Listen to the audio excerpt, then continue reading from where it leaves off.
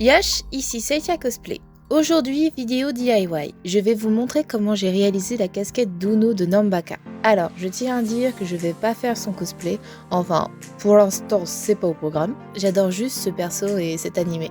Et comme je voulais sa casquette, je l'ai faite. C'était en quelque sorte mon cadeau d'anniversaire de moi à moi. Qu'est-ce que Nanbaka? Nanbaka est un animé comique où 4 prisonniers s'amusent à s'évader de prison et essayer de sortir de la prison où personne ne sort, la Namba. C'est très drôle et je vous le recommande fortement. Uno est le prisonnier numéro 11. C'est un personnage très jovial et sympathique. Il est comme le grand frère du groupe, mais avec un esprit naïf. C'est ce qui fait son charme. Ce qu'il aime, les jeux et les filles. Il est très perspicace et dragueur. Bref, j'adore ce personnage et je voulais sa casquette en goodies. Pour la fabrication de la casquette, je me suis aidée de ce patronage que j'ai trouvé sur Pinterest. Je vous mets le lien en description. Mais les mesures correspondaient pas, donc j'ai dû mesurer mon tour de tête comme ça, puis faire quelques calculs. Passons au patronage. Pour le bandeau de la casquette, j'ai commencé par tracer une droite de la moitié de mon tour de tête, plus 13 cm. Aux extrémités, j'ai tracé des droites perpendiculaires à celle-ci, et j'ai fait un repère à 5,5 cm.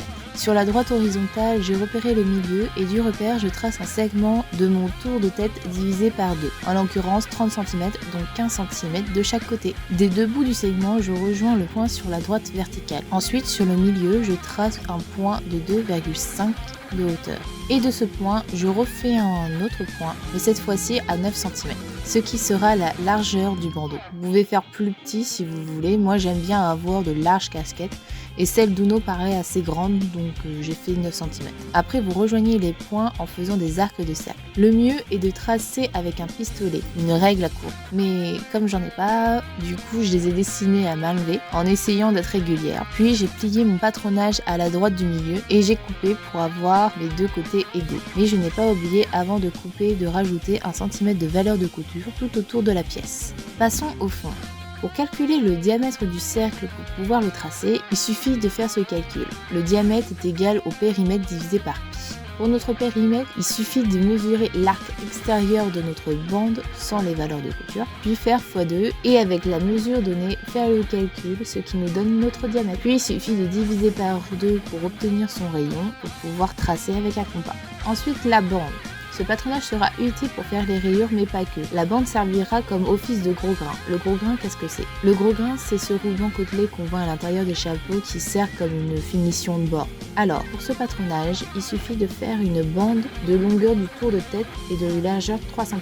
Les valeurs de couture sont de 1 cm tout autour, sauf une longueur, car pour la bande de finition, il faudra la couper dans la pliure du tissu. Et pour finir, la visière. Alors là, j'ai pris le patronage d'une gavroche que j'ai réalisé en cours à l'aide d'un gabarit. Donc je ne peux pas vous dire comment j'ai réalisé, mais le patronage que j'ai trouvé sur internet à la fabrication de la visière. Donc je vous invite à le regarder.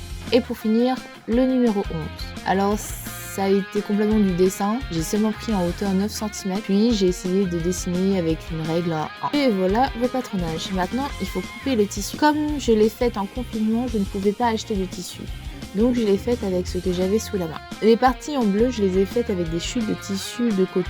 Bon, pour les bandes, j'avais pas assez de longueur, du coup j'ai fait 4 petites bandes que je vais assembler pour avoir mes 2 grandes bandes pour les rayures.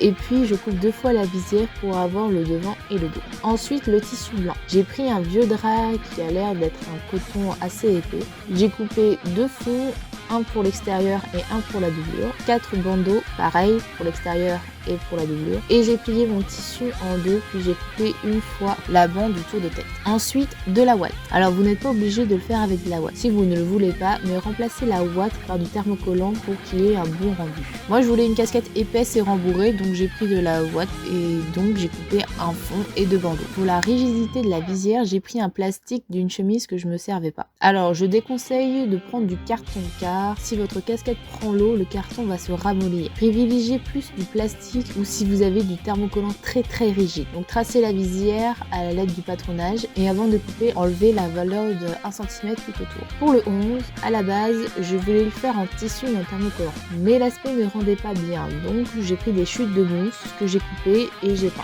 Après que vous ayez coupé tout votre tissu, c'est parti pour la couture. Mais d'abord, si vous avez des pièces à thermocoller, faites-le avant de commencer la couture. Commençons par la doublure. Prenez le fond en tissu et en watt, puis faites une piqûre de maintien tout autour. Faites la même opération pour les bandeaux et assemblez les bords du bandeau pour que ça fasse un tube. Une fois fait, assemblez le bandeau et le fond pour faire la doublure de la casquette. Prenez les bandeaux restants, assemblez-les que d'un seul côté, puis faites des repères pour les bandes. Pour les repères, j'ai fait un point à 2 cm aux extrémités et de ces points, j'ai fait un repère de 1,5 qui sera la largeur de la bande. Ensuite, il suffit de plier les longues bandes bleues et de les épingler au bandeau, puis faites une surpiqûre au debord.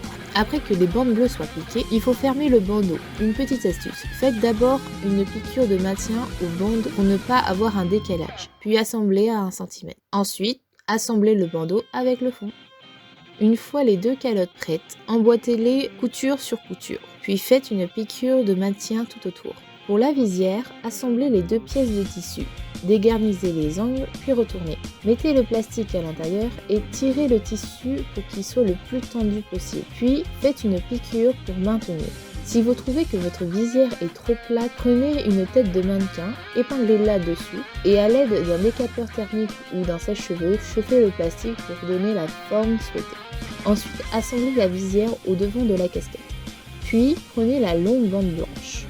Assemblez les côtés pour en faire un tube, puis pliez en deux. Épinglez à l'extérieur de la casquette, puis cousez à 1 cm au bord, repliez vers l'intérieur. Et pour éviter qu'elle bouge, faites des points à la main à intervalles réguliers pour la maintenir à l'intérieur. Et pour finir, le numéro 11. Donc prenez des bouts de mousse où vous avez tracé les 1 en dessous, découpez-les, peignez-les en jaune ou en or. Moi j'ai rajouté une couche de vernis mat par-dessus. Puis avec un pistolet à colle, collez les chiffres sur le côté gauche du devant. Et voilà, vous avez la casquette de Uno. Donc pour moi, c'est juste un goodies. Je vais pas faire son cosplay. Mais si vous le faites, ou un autre perso de Nombaka, envoyez-moi vos photos, vos cosplays sur mon compte Instagram. Je suis curieuse de voir vos créations. Je partagerai ainsi votre travail. Sur ce, je vous laisse. J'ai de la couture qui m'attend. Bayonara!